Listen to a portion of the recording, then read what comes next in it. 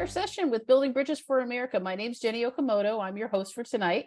I can't see what's going on in the chat and what everybody, if you have any questions. So Kaz is here to assist me this evening, and Terry. So you'll see them in the chat.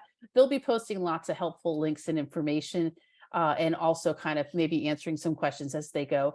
We will have some time at the end of the talk to kind of circle back to those. So please feel free to kind of plant them in there, and we'll go over those later.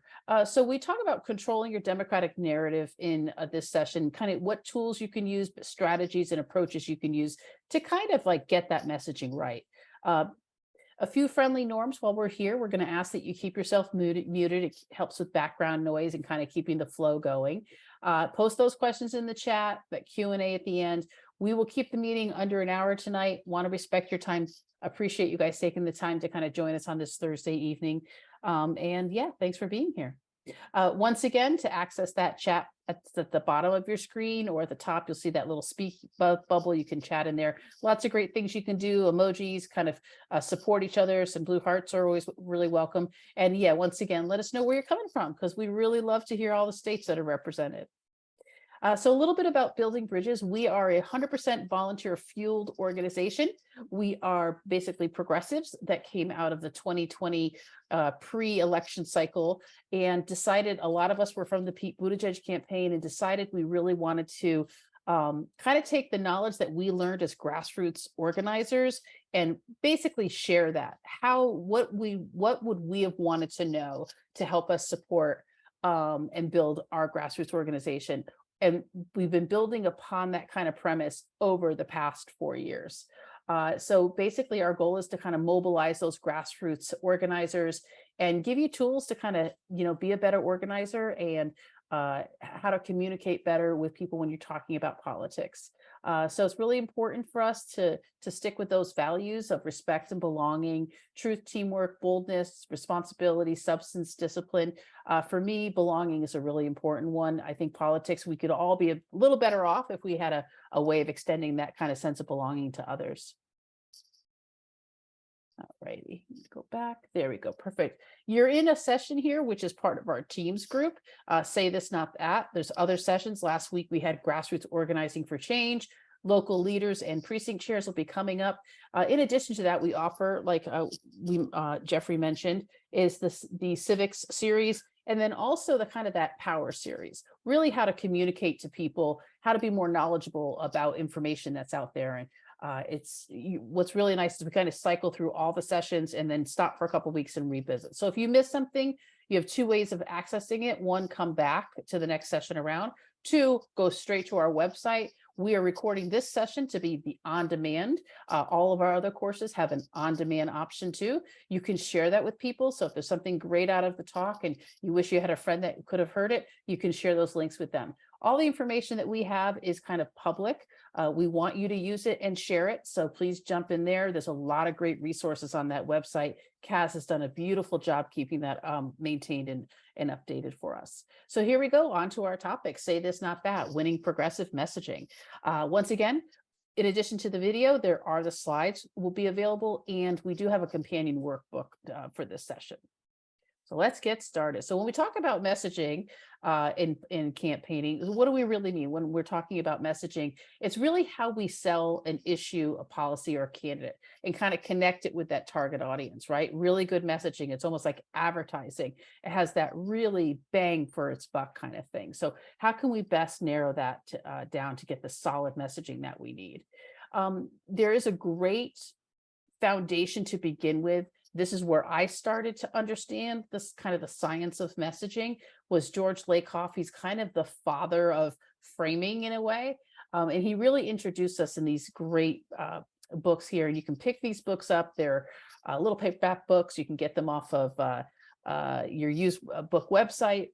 And he really talks about those framing structures. It's basically how we view the world. A lot of it comes from how we are brought up, the family structure we're in, things like that, about just those approaches. So, when basically these words that we're hearing, these kind of words, they trigger these frames. That's why we kind of get this emotive response to a lot of things. When we talk about the other side, and they're very evocative words that they use because they're kind of stirring the pot in a sense. And they know what they're doing is connecting with these specific words to those emotions and kind of getting people ready to kind of go. So if you can control your words, you can control the narrative. So what we want to really be making sure of when we're talking about framing and how we use our messaging is making sure that we're using words that trigger the frames that we want, right? We're not triggering those negative frames and we're building upon those. When George kind of introduced this concept of the framing idea, he really talked about there's kind of these two family kind of, structures. Even going back to the origins, we talked about the founding fathers. There's kind of this parental structure. We're looking at progressives, more nutrient kind of structure, where our family structure or how we were raised or how we were kind of taught to view the world is more about caring for others. And we have this responsibility to take care of ourselves and those around us. And that level of empathy. We currently have a president who really stresses that term empathy and kind of really embodies that way. You'll see him when he's speaking with Gold Star families and things like that. There's that deep empathy and that relatability, that authenticity of like, I have been through these tragedies. I have lost family members. So he's really able to connect his story of who he really is with those around us, and that level of cooperation, right? So then we talk about the more strict conservative side, which is more of that authority, that hierarchy. I alone can fix this. We've heard that before. I want one person to make the decisions, kind of thing. And then if an individual succeeds or fails, that falls upon the individual. It's not a matter of, we might see it as opportunity versus hard work. With the more conservative side is raised, if you work harder, you'll be successful. And then, success is earned kind of thing. So he was kind of understanding that, we approach life kind of in these nurturing or strict father kind of perspectives, these conservative or progressive approaches. So that's really kind of the father of framing in a sense. And really what's important, what we're getting to here is that we're kind of speaking from who we are as people. So when we're looking over here, we might be talking about authority, that hierarchy. They're not, that paranoia in a sense. They're not after me. They're after you. I'm just standing in the way. Trump would say, I'm that father. I'm protecting you kind of thing. Let's see. Oops. And that, that understanding that he could fix the things, where versus progressives, right? It's more about like equality. Build better was a really strong message that we used throughout the 2020 presidential cycle. The economy should work for everyone. Like we can all agree, right, that it should work for everyone, not just a choice view. Leaning into that diversity is our strength and that kind of thing. So speaking from who we really stand as progressives. And so, when we talked about those emotive responses that we get, where we're charging up our constituents and getting them to show up to vote, and kind of putting those, we can connect them with those negative emotions like we've seen, right? And evoke those strong emotions. So many times, the GOP isn't coming in saying, the future looks bright, things are going to be awesome, everybody's going to be happy. It's more of a harms and horrors approach. Like everything's going to fall apart. There's going to be disaster. We're destroying America, right? I can feel it as I'm kind of saying these words that, they'll use these horrible words like radical socialist invasion at the border, things like that, where the opposite is true. We have, for instance, Barack's campaign, Hope. He really leaned into a future perspective of where like the world's going to be a better place. America's going to be a better place. And then Joe came in with Soul of the Nation. So we use these kind of overarching perspective as a great way to how you can kind of frame when you're talking on a local level. And what's really important before you even kind of have those conversations is who's the target audience. And a lot of people that come into our talks are very concerned about these radical, really kind of family members or people they interact with that are just really kind of on this radical conservative agenda. Those aren't really the target audience. There's a whole bunch of people in between that we really want to be pointing our messaging.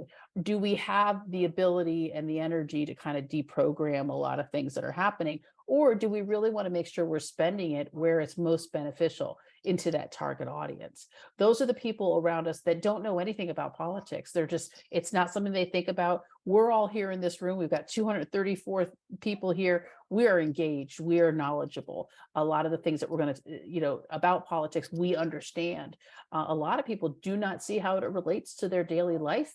and do not have the time or mental energy to kind of really take that pause and think about it. So what we can do is really lean into talking to what we call the biconceptuals. These persuadable people that basically kind of carry one or two notions about what's going on. They might have a progressive and conservative idea. They might be like really strong on Second Amendment rights, but very, very strong on like making sure their grandparents have access to Medicare and Social Security. So they're kind of on both ends of this. They're kind of carrying these multiple. We want to come in where we have that opportunity is to have that, to really find that middle road with them and really have them understand that we are, that we are there fighting the battle for all of those things. Persuadables, we like to call them. You'll hear that through campaigns. It's kind of like they'll come up with the list of persuadables. That's that target audience. You'll hear that term quite a bit.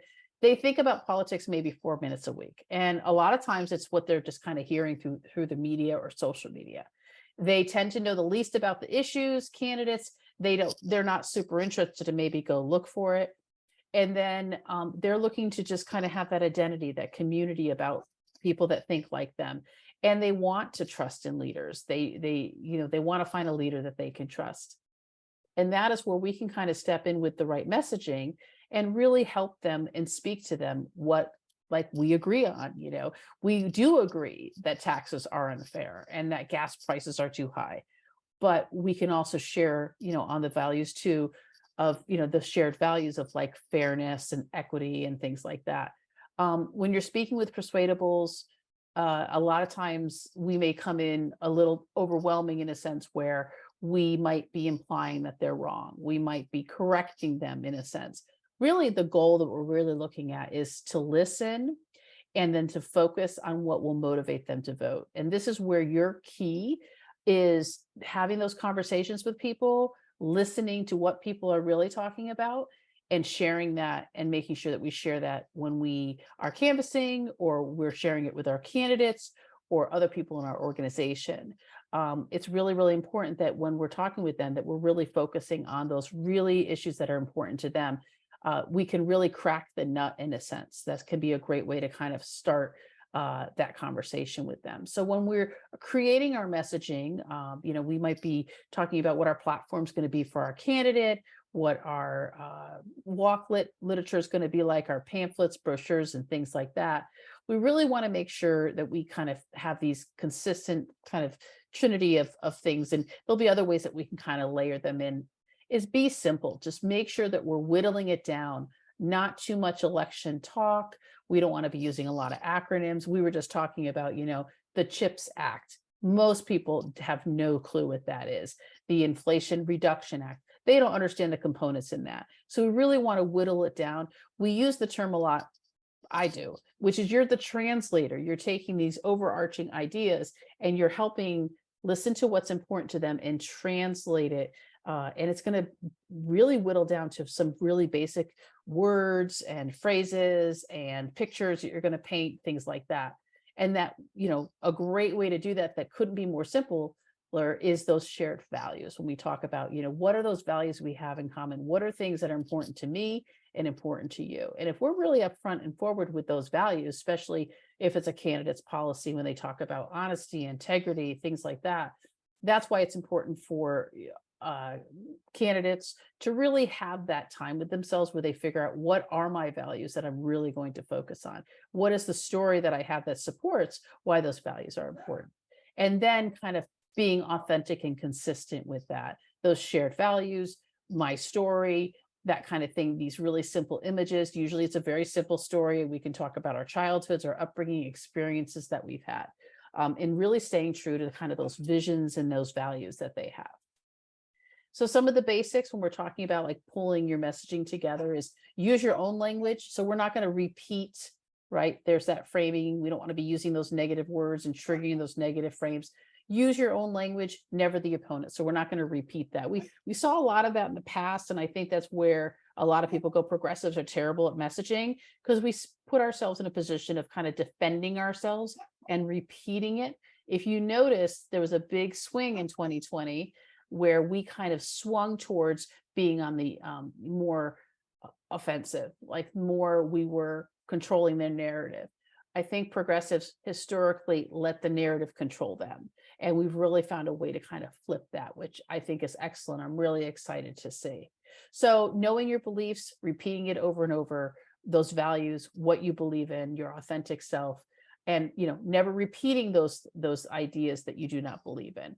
Be positive, because we are progressives. We are on the side of like making the world a better place, being authentic. People can tell when you're not. So really, if you're just really being vulnerable and authentic, you are going to be consistently on the same message, and they're going to see it. Use imagery. We love to paint pictures in our messaging. So if it's a simple story, something as simple as just describing in detail a feeling, emotion, a place that you were, and then keeping it simple. A lot of times when Terry and I were working on a program for Indiana for Joe, we would look at it and go, is it simple? Are we keeping it simple, or are we just making it too complicated? So say it simply, check, roll it back a few steps if you need to keep and even simplify it more. And telling that story, it's going to connect your values to your story. I talk a lot about fairness being a value for me, and then I come from a very big family, so I talk a little bit about my childhood and my mom being a single parent and 6 kids, and that really connects to that value of fairness for me. And speak what you're for, not what you're against. We don't want to be feeding a lot of energy and time into what we're not. We want to really talk about what we stand for. Really important is I love to use this term, your living room issues, when I talk about translating kind of these higher arching things that, big government is doing for us. We really want to be talking about it in a sense of like, what's the living room issue? If it doesn't walk through your living room, we're not really going to be talking about that. We really need to be talking about, the electricity bill for those lamps. What are our kids, important to them? Do they feel, are their tummies full? Things like that. Very specific. I was able to change jobs with a pre-existing condition. My student loan debt will be forgiven because, I was only paying interest for 20 years kind of thing. And Biden expanded that and in that public service loan forgiveness, things like that. These are things that affect our pocketbooks. We like to say Joe isn't going to walk through our living rooms anytime soon. He doesn't have time for that. We really want to be translating and kind of talking about, how that really affects us in our own homes. I love to also use the story of, we want to sell the brownie, not the recipe. Progressives, I like to say, we're very informed. We know a lot about a lot. And so we don't really want to talk about the specifics of things. We really want to talk about the results of them.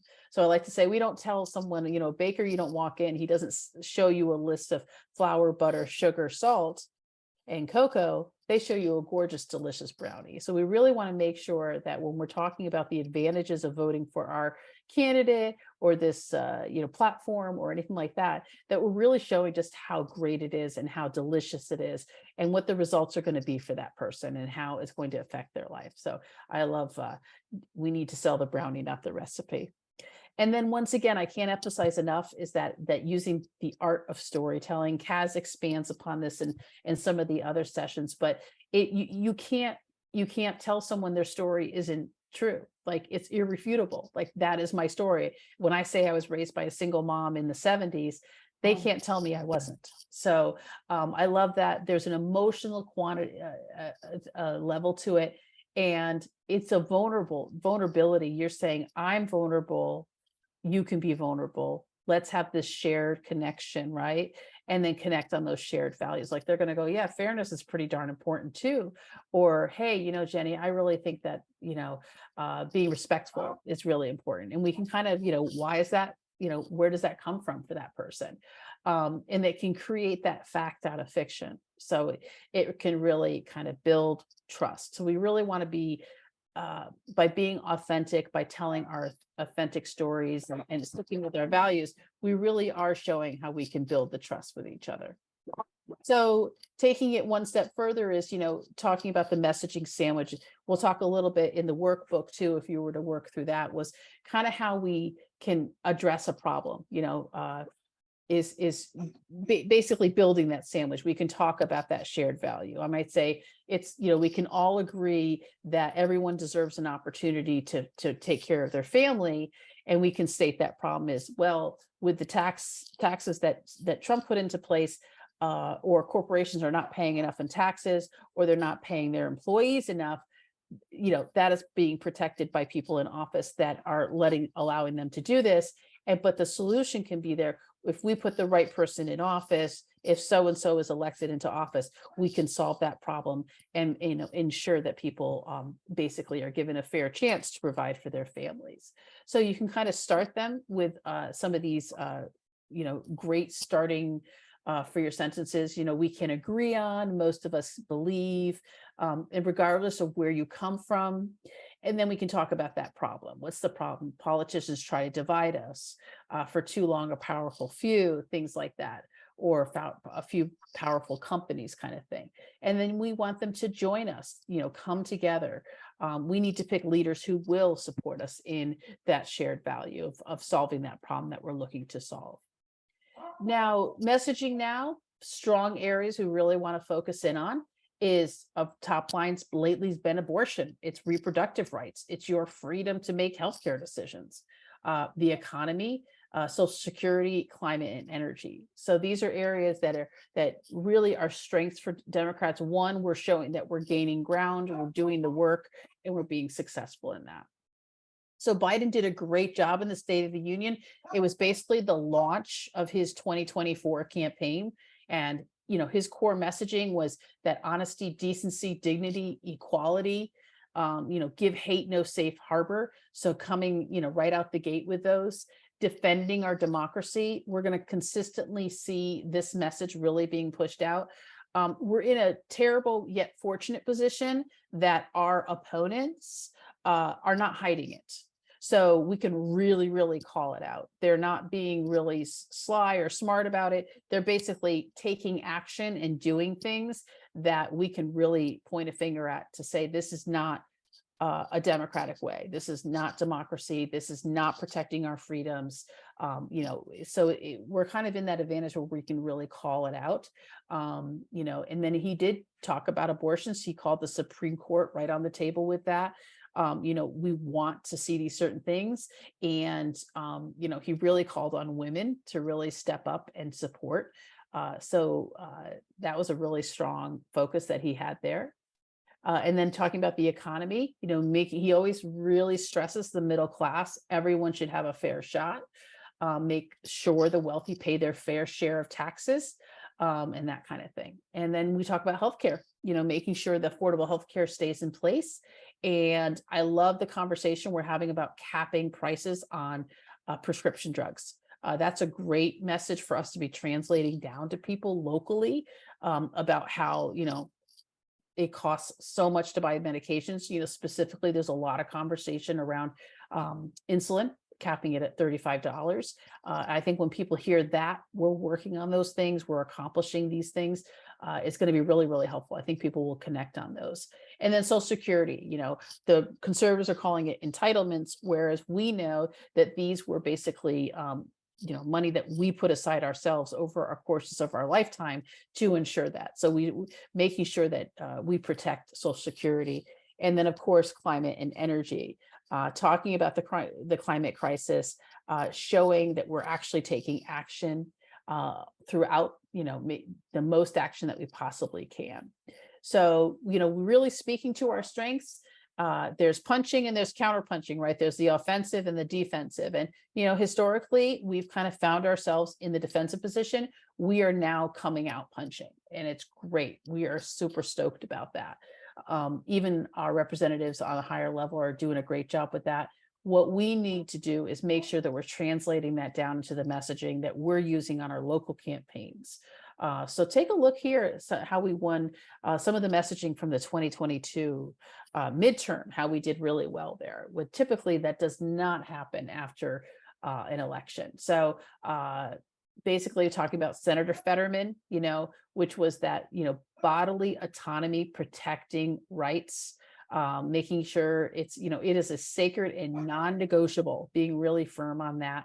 and that we will vote to enshrine access to safe legal abortion into federal law. We've been talking more and more about that. And the most effective messaging on abortion when speaking to swing voters is to frame it as guaranteeing reproductive health coverage as part of all health coverage. So it should just be part of health coverage, and making sure that no state is going to change that. And then we're talking about the economy, making sure that we are really framing that we do not want to be beat out by other countries. There is that competitiveness, where we need to keep up kind of thing. So fighting inflation and lowering costs, bringing the jobs stateside, bringing them back to America, not outsourcing. I think a lot of people across the aisle can really agree on that. And that we want to make sure that the next generation of technology, from defense to clean energy, can be manufactured right here. So we're talking about inflation and jobs. And when we talk about, here's a couple acronyms for you: the Inflation Reduction Act and the CHIPS Act, we really want to be translating that down to, we are taking action. We are making sure that contracts are being, given to companies here in the United States, and that we are working on it in reducing inflation and calling larger companies, accountable for what might be, taking advantage of charging too much for things.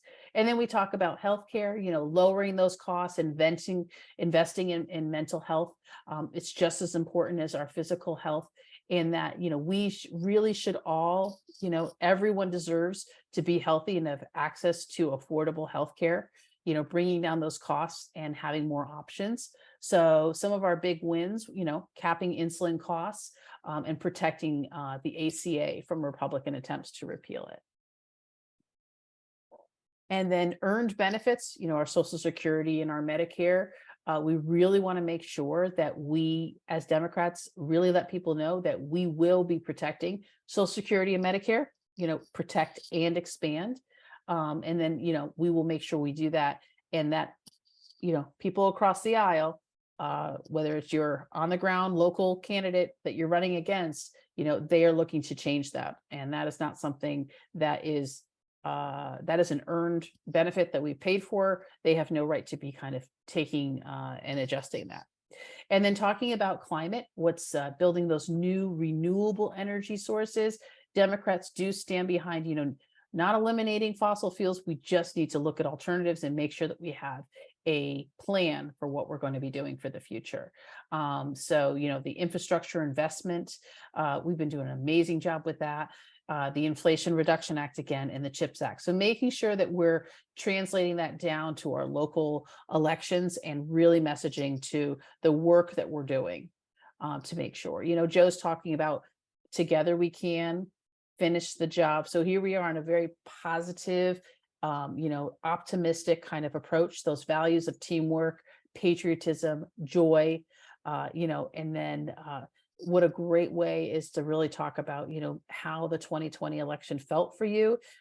I talked a lot about 2016 and how that felt, and how it motivated me to get involved in 2020, and how that felt to win that, and then to see 2022, and now we're going into 2024. So, Joe's got both sides.